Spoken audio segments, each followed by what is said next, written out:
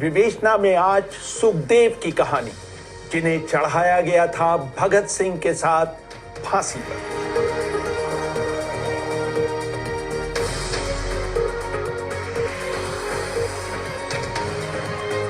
अभिवादन स्वीकार करिए रेहान फतल का। आजादी की लड़ाई लड़ने वालों में सुखदेव की ख्याति एक रणनीतिकार के तौर पर थी। लाला लाजपत राय की मौत के बाद स्वतंत्रता सेनानियों की हुई बैठक की अध्यक्षता दुर्गा भाभी ने की थी। वो सभी दुनिया को दिखाना चाहते थे कि भारत के लोग लाजपत राय की मौत को आसानी से पचाएंगे नहीं। इस बैठक में भगत सिंह, सुखदेव, राजगुरु और चंद्रशेखर आजाद सभी शामिल थे। दुर्गा भाभी ने ऐलान किया कि लाला लाजपत राय की मौत का बदला उन पर लाठीचार्ज करवाने वाले जेम्स स्कॉट की हत्या से लिया जाएगा। कुलदीप नैयर अपनी किताब without fear the life and trial of Bhagat Singh में लिखते हैं, दुर्गा भाभी ने वहां मौजूद सभी लोगों से पूछा कि ये काम कौन अंजाम देना चाहेगा। सभी लोगों ने अपने हाथ उठा दिए। सुखदेव ये काम खुद करना चाहते थे, लेकिन उनको इसलिए नहीं चुना गया क्योंकि वो मुख्य रणनीतिकार थे। इसके बाद सुखदेव ने इस काम के लिए भगत सिंह, राजगुरु, चंद्रशेखर आजाद और जय गोपाल को चुना। सुखदेव ने योजना बनाई कि भगत सिंह स्कॉट पर गोली चलाएंगे। ये बात साफ थी कि स्कॉट पर गोली चलाना मुश्किल था, लेकिन उसके बाद पुलिस की गिरफ्त से बच निकलना उससे भी ज्यादा मुश्किल था। सुखदेव ने पूरा प्लान तय किया। राजगुरु भगत सिंह को कवर देंगे, आजाद उनको वहां से सुरक्षित निकालने के इंचार्ज होंगे और जय गोपाल स्कॉट की पहचान करेंगे। गोपाल की गलती की वजह से गोली स्कॉट की बजाय सॉन्डर्स को लगी। सुखदेव ने ही योजना बनाई कि भगत सिंह देहरादून एक्सप्रेस से कलकत्ता के लिए रवाना होंगे। सुखदेव ने तय किया कि भगत सिंह दुर्गा देवी के पति के तौर पर ये यात्रा करेंगे। दुर्गा देवी नाम बदलकर सुजाता के तौर पर ये सफर करेंगी, जबकि यात्रा के दौरान भगत सिंह का नाम रंजीत होगा। दुर्गा का 3 साल का बेटा सचिन भी उनके साथ जाएगा। इस दौरान राजगुरु भी उनके साथ रहेंगे, लेकिन एक नौकर के तौर पर दूसरे डिब्बे में। योजना इतनी सटीक थी कि कोई भी भगत सिंह को पहचान नहीं पाया और वो लाहौर से सुरक्षित बाहर निकल गए। 19 फरवरी 1907 को लुधियाना में जन्मे सुखदेव को पार्टी में देहाती के नाम से जाना जाता था। उनके करीबी साथी रहे शिव वर्मा अपनी किताब रेमिनिसेंसेस ऑफ फिलो रिवॉल्यूशनरीज में लिखते हैं, मैंने उनका नाम सुन रखा था, लेकिन एक दिन जब वो बिना पूर्व सूचना के भगत सिंह का एक पत्र लेकर कानपुर के डीएवी कॉलेज के मेरे कमरे में आए तो उनके बारे में मेरी सारी धारणाएं हवा हो गई। मेरा विचार था कि देहाती वाकई कोई गांव में रहने वाला अशिक्षित या कम पढ़ा लिखा शख्स होगा, लेकिन मैंने उन्हें बलिष्ठ कद काठी वाला व्यक्ति पाया। उनका रंग गोरा था और उनके बहुत सुंदर घुंघराले बाल थे। उनकी आंखें बहुत कोमल थी। वो मेरे कमरे में कुछ दिन रहे। इस बीच भगत सिंह भी वहां एक दिन के लिए आए। तब मुझे पता चला कि इस देहाती का असली नाम सुखदेव था। सुखदेव को बात बात पर कहकहा लगाने की आदत थी। अगर कोई उनके साथ ना हंसे तब भी वो अकेले हंसते रहते थे। फिर वो अचानक चुप भी हो जाते थे, जैसे किसी ने उनकी हंसी पर ब्रेक लगा दिया हो। उनकी मुस्कान भी लोगों का ध्यान खींचती थी, जिसमें सामाजिक बुराइयों, परंपराओं और राजनीतिक मतभेद के प्रति तिरस्कार झलकता था। शिव वर्मा लिखते हैं, लाहौर जेल में भूख हड़ताल के दौरान हम सब की पिटाई हो रही थी। डॉक्टर हम सबको जबरदस्ती दूध पिलाना चाह रहे थे। जेल अधीक्षक ने सुखदेव की कोठरी खुलवाई। जैसे ही कोठरी खुली, उन्होंने बाहर दौड़ लगा दी। 10 दिन तक भूखे रहने के बावजूद वो इतना तेज दौड़े कि उनको पकड़ना मुश्किल हो गया। बड़ी मुश्किल से जब उन्हें पकड़ा गया तो उन्होंने कुछ सिपाहियों की पिटाई कर दी तो कुछ को काट खाया। डॉक्टर के पास भेजने से पहले जेल के स्टाफ ने उनकी खूब पिटाई की। पीटे जाने के बावजूद वो मुस्कुराते रहे। जब पुलिस वालों ने उन्हें जबरदस्ती लेटाकर दूध पिलाने की कोशिश की तो उन्होंने अपने पैर चलाने शुरू कर दिए। जब इंस्पेक्टर उनके बिल्कुल नजदीक आ गया तो उन्होंने किसी तरह अपना पैर छुड़ाकर उसे इतनी जोर से मारा कि वो 2 गज पीछे जाकर गिरा। इस बीच सुखदेव लगातार मुस्कुराते रहे। सुखदेव अक्सर गंदे कपड़ों में देखे जाते थे। उनकी पोशाक होती थी एक गंदा अलीगढ़ी पजामा और उसके ऊपर उससे भी गंदा खद्दर का कुर्ता। उनके कुर्ते के सभी बटन खुले होते थे और वो ढलक कर उनके दाहिने कंधे पर आ जाता था। उनके सिर पर व्यापारियों की तरह गोल टोपी होती थी, इस पर तेल और धूल जमी होती थी। हाँ, जूते वो महंगे पहनते थे। उनको अपने रहन सहन और कपड़ों पर किसी की टिप्पणी पसंद नहीं आती थी। MM जुनेजा अपनी किताब शहीद सुखदेव की प्रामाणिक जीवनी में लिखते हैं, जब भी कोई उनके कपड़ों पर टिप्पणी करता था वो चिढ़ जाते थे और कहते थे, मैं यहां किसी लफंगे से शादी करने नहीं आया हूं। अगर तुम्हें मेरे कपड़े नहीं पसंद हो तो अपनी आंखें बंद कर लो। लेकिन कभी कभी वो पार्टी के हित को देखते हुए सफेद धोती और कुर्ता पहनते थे और टोपी नहीं लगाते थे। सुखदेव को चमेली के फूल के गजरे बहुत पसंद थे। वो अक्सर चमेली के फूल के गजरे को अपनी गर्दन में पहन लेते थे। उनको भुने हुए भुट्टे खाने का भी बहुत शौक था। वो एक बार में कई भुट्टे खरीदते थे और उन्हें खाते हुए सड़क पर चलते थे।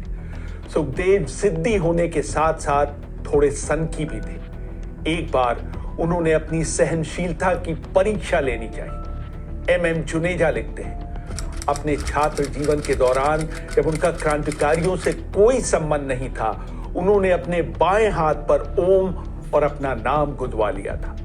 उनके भूमिगत होने के दौरान उनकी इस निशानी से उन्हें आसानी से पकड़ा जा सकता था। उन दिनों आगरा में बम बनाने के लिए नाइट्रिक एसिड रखा गया था। उन्होंने बिना किसी को बताए अच्छी मात्रा में नाइट्रिक एसिड अपने हाथ पर ओम और अपने नाम के गोदने पर डाल दिया। शाम तक उस जगह पर छाले पड़ गए और उनके हाथ में सूजन आ गई। उनको बुखार भी आ गया, लेकिन उन्होंने इस बारे में किसी को नहीं बताया।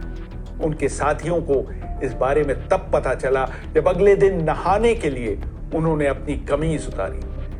जब चंद्रशेखर आजाद और भगत सिंह उन पर नाराज हुए तो उन्होंने हंसते हुए जवाब दिया, मैं अपना परिचय चिन्ह मिटाना चाह रहा था और यह भी देखना चाह रहा था कि एसिड से कितनी जलन होती है। उस दौरान उनके साथियों ने उन्हें लाख समझाया कि वो इस चोट पर कुछ मलहम लगा लें, लेकिन उन्होंने किसी की एक न सुनी। इस सब के बावजूद उनके नाम का एक हिस्सा मिटने से रह गया। एक दिन वो दुर्गा भाभी के घर गए। उनके पति भगवती चरण वोहरा कहीं गए हुए थे। दुर्गा भाभी रसोई में खाना बना रही थी। सुखदेव भगवती के कमरे में चुपचाप बैठे हुए थे। मलविंदरजीत सिंह वराइच दुर्गा भाभी की जीवनी में लिखते हैं, जब बहुत देर तक कमरे से कोई आवाज नहीं आई तो दुर्गा भाभी अपने पति के कमरे में आई। वहां वो ये देखकर दंग रह गईं कि सुखदेव मेज पर जल रही मोमबत्ती की लौ के सामने अपना हाथ रखे बैठे थे। उनके हाथ पर उनके नाम की खाल चल रही थी। इस बार उस गोदने को पूरी तरह मिटा देना चाहते थे। दुर्गा भाभी ने दौड़कर मोमबत्ती बुझा दी और उन्हें बुरी तरह से डांटा। सुखदेव सिर्फ मुस्कुरा भर दिए और कुछ नहीं बोले। जेल में भूख हड़ताल के दौरान जब डॉक्टर उनके पेट में रबड़ पाइप लगाकर उन्हें जबरदस्ती दूध पिलाने की कोशिश करते थे तो उन्हें बेहद शर्मिंदगी महसूस होती थी। वो अपने गले में उंगली डालकर उल्टी करने की कोशिश करते थे। 2 बार तो उन्हें ऐसा करने में कामयाबी मिली, लेकिन फिर उनका गला इसका आदी हो गया। फिर उन्होंने सुना कि मक्खी निकल लेने से उल्टी आ जाती है। जैसे ही डॉक्टर उन्हें जबरदस्ती दूध पिलाकर जाते, वो एक मक्खी पकड़कर उसे निगल जाते, लेकिन इसका उन पर बिल्कुल असर नहीं हुआ। भगत सिंह के प्रति सुखदेव का अनुराग अन्य सेनानियों से थोड़ा अधिक था।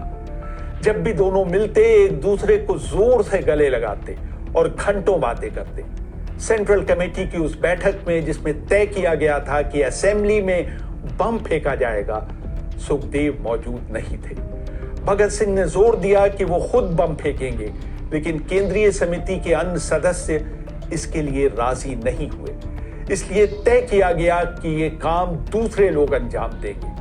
2 या 3 दिन बाद जब सुखदेव को इसका पता चला तो उन्होंने इसका घोर विरोध किया। शिव वर्मा लिखते हैं, जब सुखदेव केंद्रीय समिति के दूसरे सदस्यों को इसके लिए राजी नहीं कर पाए तो उन्होंने भगत सिंह से सीधे बात की। उन्होंने भगत सिंह के लिए कड़वे शब्दों का प्रयोग किया। उन्होंने कहा, तुम में दम आ गया है, तुम समझने लगे हो कि पार्टी सिर्फ तुम पर निर्भर हो गई है, तुम्हें मौत से डर लगने लगा है, तुम डरपोक हो गए हो। जब तुम मानते हो कि पार्टी के आदर्शों को तुमसे बेहतर कोई नहीं पेश कर सकता, तो तुमने केंद्रीय समिति को यह फैसला क्यों लेने दिया कि कोई दूसरा असेंबली में बम फेंकेगा। जैसे जैसे भगत सिंह इसका विरोध करते रहे, सुखदेव के शब्द तीखे होते चले गए। जब भगत सिंह ने कहा कि तुम मेरा अपमान कर रहे हो, सुखदेव ने जवाब दिया, मैं अपने दोस्त के प्रति सिर्फ अपना कर्तव्य निभा रहा हूं। भगत सिंह के अनुरोध पर केंद्रीय समिति की एक बार फिर बैठक बुलाई गई। इस बैठक में सुखदेव बिना एक शब्द बोले बैठे रहे। भगत सिंह के जोर देने पर केंद्रीय समिति ने अपना फैसला बदल दिया और उन्हें असेंबली में बम फेंकने के लिए चुन लिया। सुखदेव बिना एक शब्द बोले उसी शाम लाहौर के लिए रवाना हो गए। बाद में दुर्गा भाभी ने अपने संस्मरणों में लिखा, जब सुखदेव अगले दिन लाहौर पहुंचे तो उनकी आंखें सूजी हुई थी, शायद वो रोते रहे थे। उन्होंने किसी से बात नहीं की, लेकिन वो अंदर से हिले हुए थे। उन्होंने अपने सबसे प्रिय मित्र से अपना लक्ष्य हासिल करने के लिए कहा था। उनको पता था कि गिरफ्तार होने के बाद भगत सिंह का जीवित जेल से बाहर आना लगभग असंभव था। कुछ दिनों बाद सुखदेव को भी गिरफ्तार कर लिया गया। लाहौर कॉन्स्पिरेसी केस में उन पर मुकदमा चलाया गया और उन्हें भगत सिंह और राजगुरु के साथ फांसी की सजा सुनाई गई।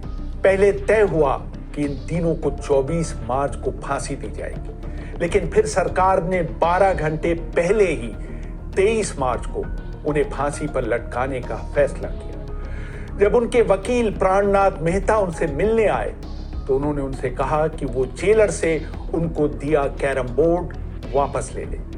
तीनों स्वतंत्रता सेनानियों को उनकी कोठरी से बाहर निकाला गया।